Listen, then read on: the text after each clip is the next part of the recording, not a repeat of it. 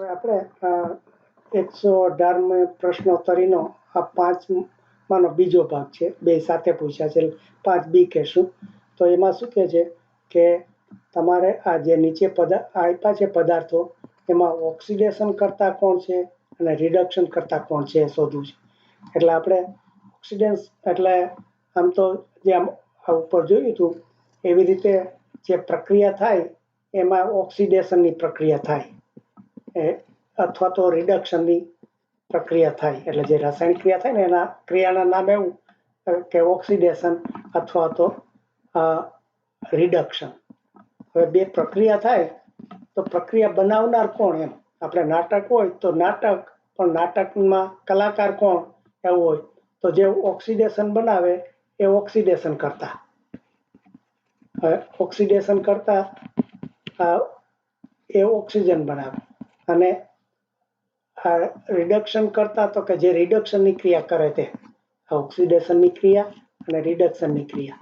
એટલે જે ઓક્સિડેશનની ક્રિયા કરાવે એ ઓક્સિડેશન કરતા કહેવાય અને રિડક્શનની ક્રિયા કરાવે એ રિડક્શન કરતા. તો ફરીથી કોણ કરાવે છે, કારણ કે આમ તો બેમાં ક્રિયા ઉલટા સુલટી થાય. એક બાજુ ઓક્સિડેશનની ક્રિયા થતી હોય તો બીજી બાજુ રિડક્શનની થતા હોય. એટલે બે એક જ ક્રિયામાં કઈ દિશામાં તમે લો છો એના ઉપર આધાર છે. પણ આપણે જે ટેબલ આગળ જોઈ ગયા એમાં શું સમજાયું હતું કે ઓક્સિડેશન કરતાના ગુણધર્મો કયા, તો 3 વસ્તુ. જો આપણે ઓક્સિડેશન કરતા અને રિડક્શન કરતા જો બે ભાગ કરીએ, બેનું ઉલટા સુલટી જ એમ કે ગુણધર્મો છે. ઓક્સિડેશન કોણ કરાવે તો કે જે ઇલેક્ટ્રોન મેળવે.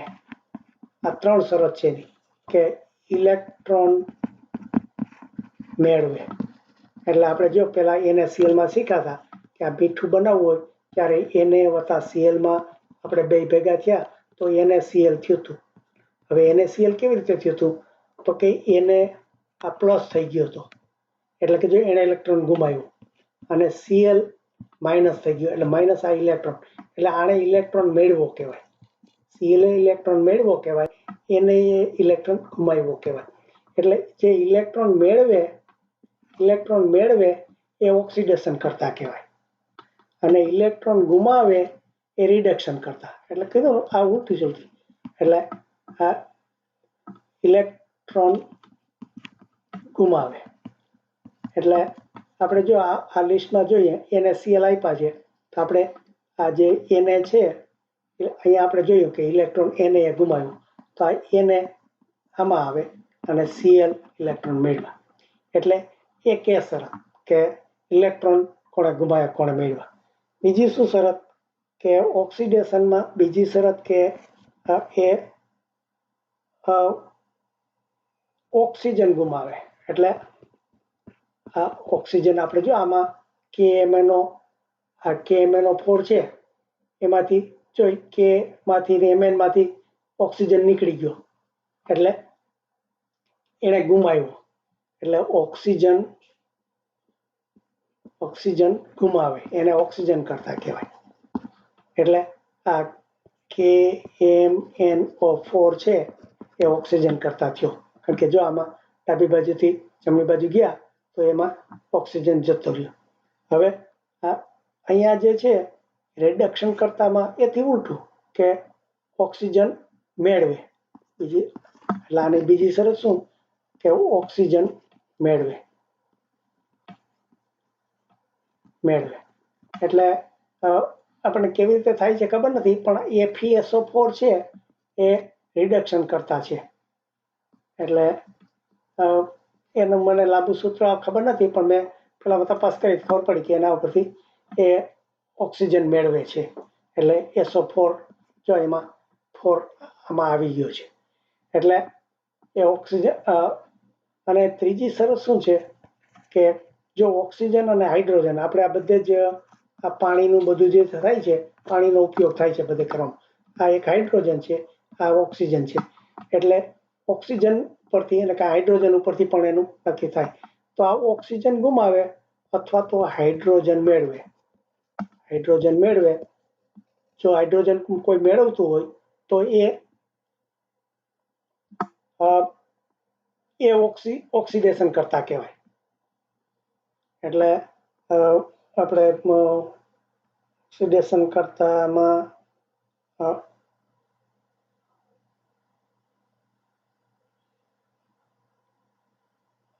ઓક્સિડેશન કરતામાં O2 છે, જોકે એમાં તો ઓક્સિજન ગુમાવે આવે છે, પણ આપણે H2 ની પ્રક્રિયામાં કદાચ જોશું એ પછી, પણ હમણાં સમજી લઈએ કે આ હાઇડ્રોજન મેળવે એ ઓક્સિડેશન કહેવાય અને હાઇડ્રોજન ગુમાવે એ રિડક્શન કરતા. એટલે જો જરા અટપટું છે, પણ આ રીતે. પણ આ જે વ્યાખ્યા ઉપરથી આ બધાને આપણે ભાગ કરવાના છે, તો એમાં શું થશે કે MnO4 જો હવે બધાના એ લખી જાઓ કે આપણે કોણ કોણ ઓક્સિડેશન કરતા છે અને કોણ કોણ રિડક્શન કરતા છે. આપણે જે અત્યારે જે વ્યાખ્યા ત્રણ વ્યાખ્યા બંનેની આપી એના ઉપર. એટલે આપણે KMnO4 છે એ ઓક્સિજનેશન કરતા, એટલે ઓક્સિડેશન કરતા અને રિડક્શન કરતા કોણ કોણ છે, આ ચારેયને હવે ભાગ પડી. રિડક્શન કરતા તો ઓક્સિડેશન કરતામાં આ KMnO4 એક છે, KMnO4, પછી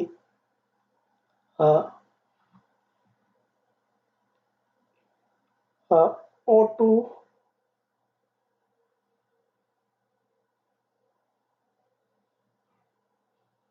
O2 છે એ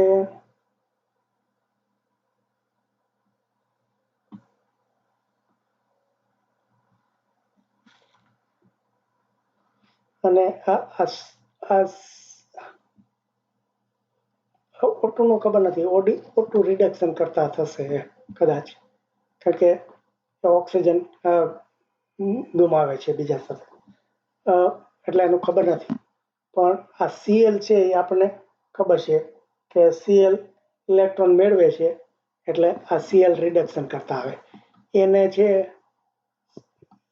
છે એ ઓક્સિજન કરતા છે, એટલે એને Cl KMnO4 અને FeSO4 છે એ રિડક્શન કરતા છે. એટલે આ રીતે આપણે 1 2 3 4 ને મળી ગયા. પાંચમાનું ઓક્સિજનનું